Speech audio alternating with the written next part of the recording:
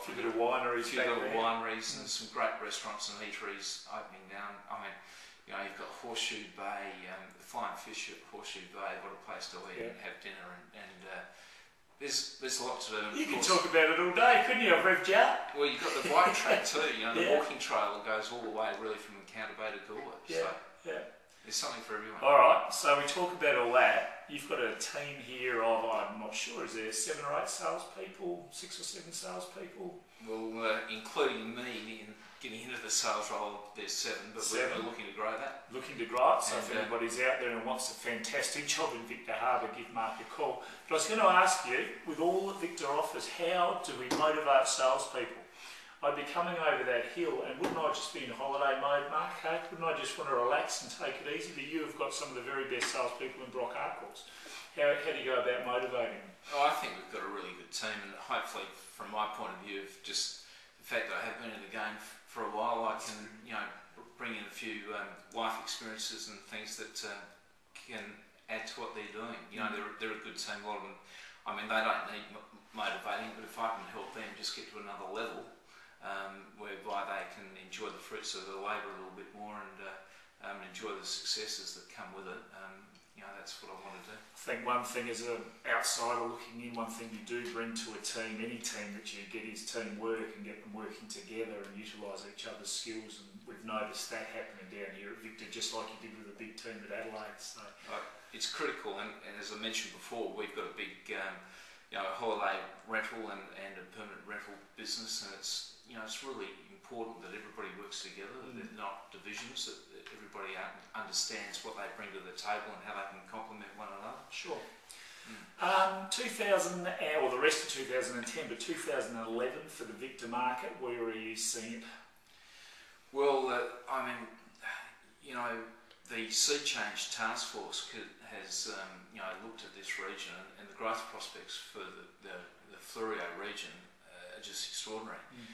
They're talking by 2050. Won't be here to see that, Miles, but I don't know. But they're talking growth from current for the region 35,000 people to 150,000. Will the infrastructure carry that? There's going to be some very careful planning. I was talking to the Alexandrina Mayor only on Saturday night, and said there's certainly some challenges, but they're really, there's a lot of pressure on them at the moment to do it. Yep.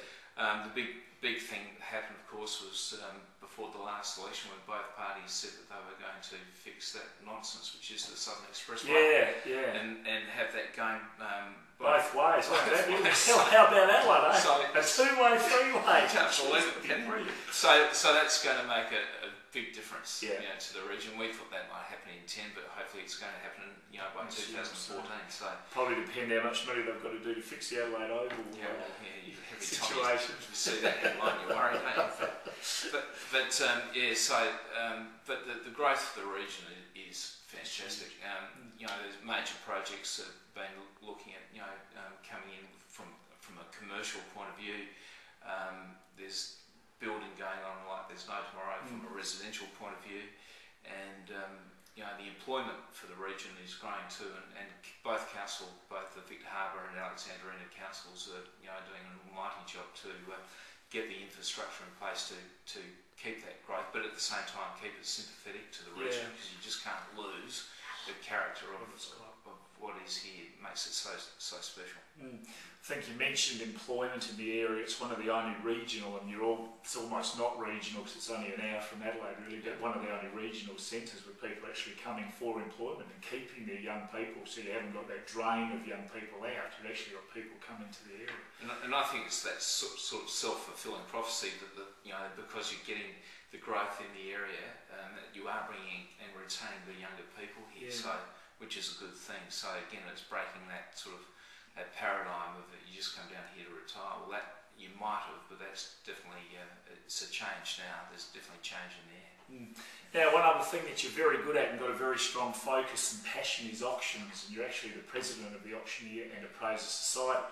With one, Mr. Gary Top. How you keep up with Toppy on a day-to-day, I've got no idea the energy of their man. But just tell us a little bit about the Auctioneer and Appraiser Society. It's obviously a very high-profile organisation. What are you there for the members? I think the society, I'm really proud to be involved with the society for a long time. I'm actually coming to the end of my second term as president, and I won't be restanding again this year, but it's been fantastic. It's my second term on the board. But the society, we're a small group. We've got 6 board members, and you mentioned Gary Top. He's just an absolute legend. He's a great guy, does a wonderful job for us, and he's got wonderful energy. And young Yan, who assists him, she's a beautiful girl as well and does a marvellous job. But we've got 370 members, and when you consider that most of our membership are probably business owners, not all, but most.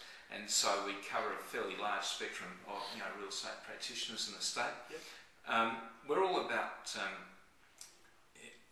giving a really professional, or helping become the most professional body of auctioneers in the state, and providing really good training to our membership so that they embody everything we stand for as an industry, and so that we embrace the legislation, all the change, and that when we are out there representing our vendor clients, they get 100% from us.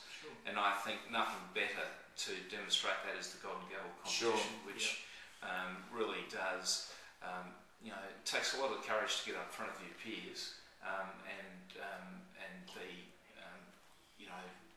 tested. Really. Totally opens you up, doesn't it? I've seen a lot of people go through through the competition over the years, who go in, year out, and just to see the way that they improve and hold themselves and the confidence that they get is just quite remarkable. I think Nick Branico is probably a really good example of that. Mark is the winner this year of the Golden Gavel, very proud winner of the Golden Gavel, going over to New Zealand to represent South Australia. I hope he does really, really well. But he's had a go, I reckon, probably 3, 4, 5 times, and just slowly improved all the way to making the final, not winning it, making the final and finally winning it. There's been a few stories like that, and Nick did a great job, and he's really, you can see the confidence in the way that he's improved. And you go back a few years too, and I remember he used to shake his head thinking, God, I've gone into a final and lost again, but Oren Clemic, absolutely. And so, they're 2 great examples, and 2 wonderful auctioneers.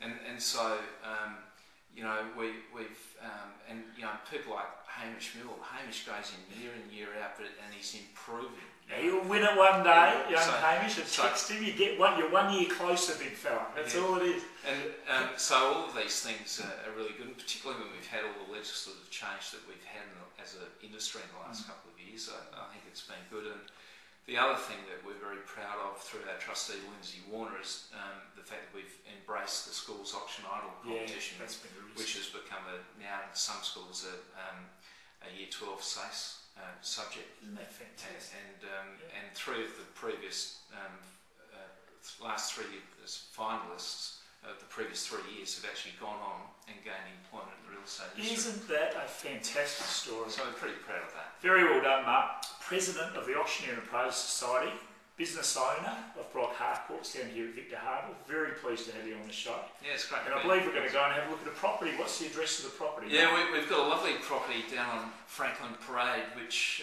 runs between that beautiful sort of esplanade that runs down towards Whalers and the Bluff. We've got a property there, 1A Franklin, which is modern, never been lived in, so it's brand new. Just commanding views of the ocean and the bluff and everything that region has to offer, so I think you'll like it. Before we go, if people want to get in touch with you, your mobile number is, Mark? 0417 833 296. And your email address? mforde, F-O-R-D-E, @brockharcourts.com.au. Thank you very, very much for having us in your beautiful, beautiful town, and we look forward to catching up with you very soon, Mark. It's been a pleasure. Thanks, Miles. Good on you, Chad. Thank you.